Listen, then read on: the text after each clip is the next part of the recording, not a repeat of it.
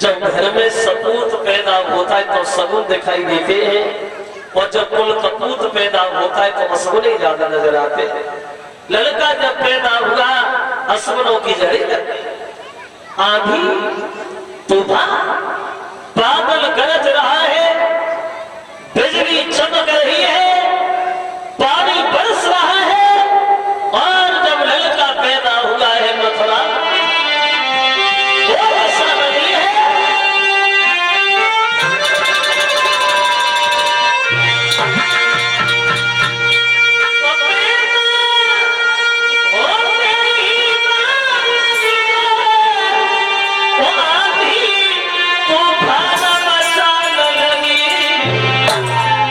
बिजली चमकी आकाश से लोग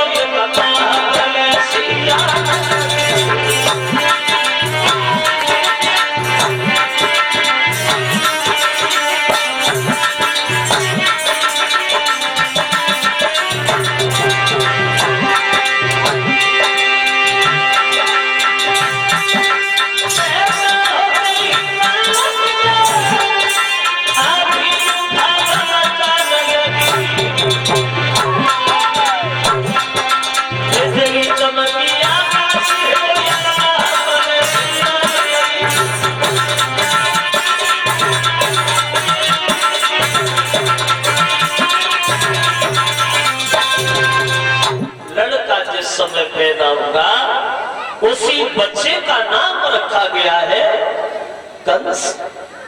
कंस और कंस का जैसा नाम था और वैसा ही उसका काम था।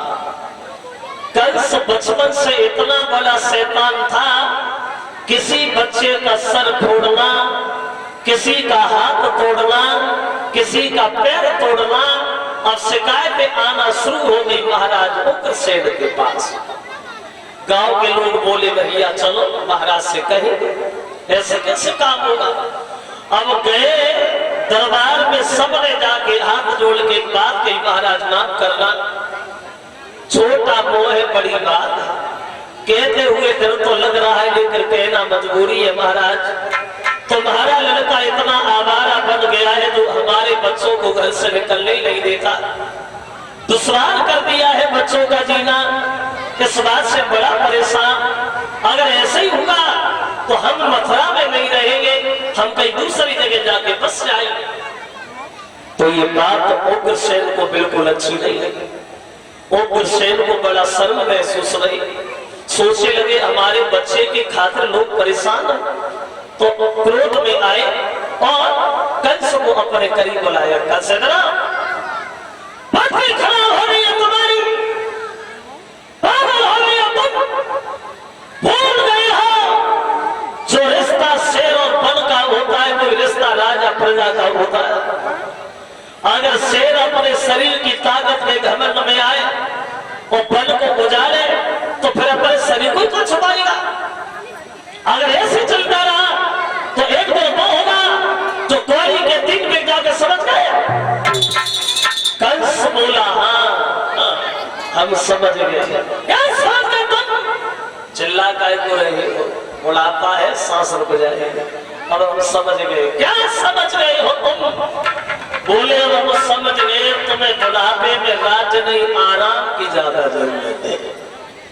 सच बताना भाइयों, तुम तो जानते हो कि हमारे पिताजी के ऊपर बुढ़ापा है, और तुम ये भी अच्छी तरह से जानते हो बुढ़ापे में आदमी की बुद्धि अक्सर खराब हो जाती। एक बात बताओ, अगर हम तुम्हारे राजा बन जाए तो कैसा रहेगा?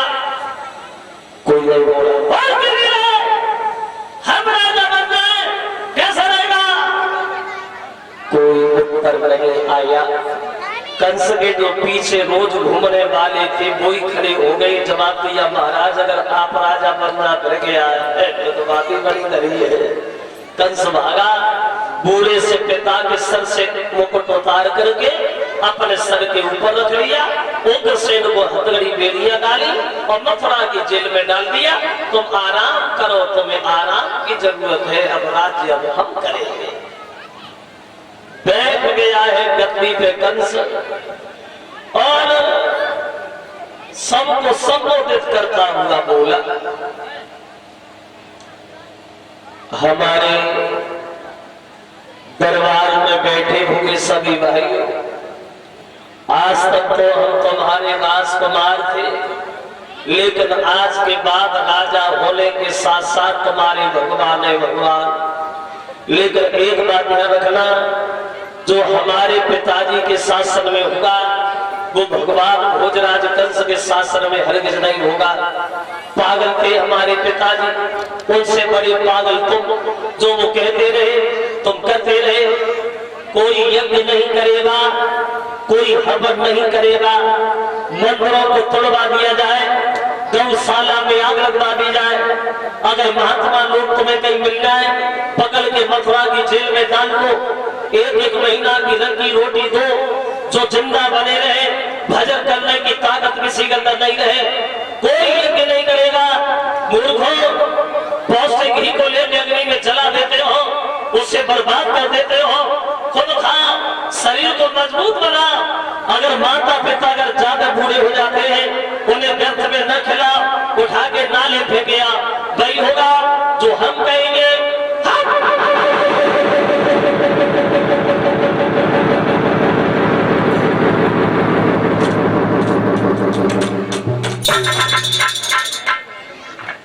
कलश वाली कन्या सामने आ जाएगी।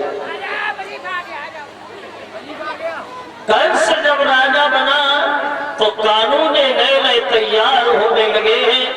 नई सरकार, नया राजा, नई योजना शुरू कंस के शासन।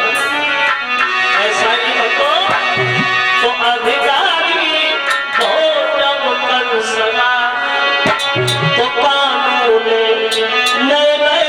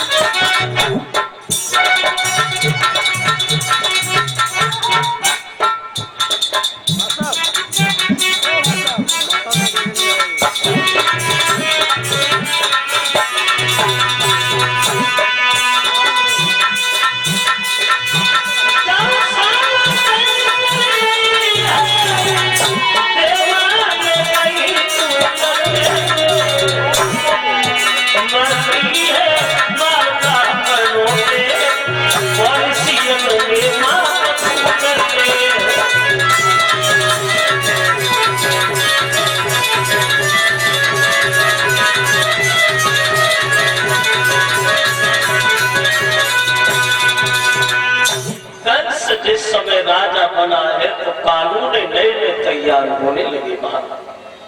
अब कंस ने दरबार में बैठ करके सबसे पूछा, सच बताना भाइयों, बिल्कुल झूठ न बोलना, तुम हमारे पिताजी के शासन में ज्यादा सुखी थे या भगवान भोजराज कंस के शासन में ज्यादा सुखी हो?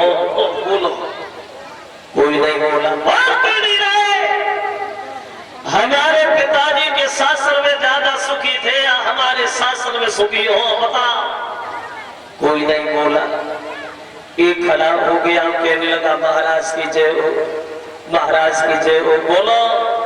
कहने लगा है महाराज, आपके पिताजी के शासन में हम दीन दुखियों का बड़ा आदर सम्मान होता था और तुम्हारे शासन में बड़ा अत्याचार हो रहा है।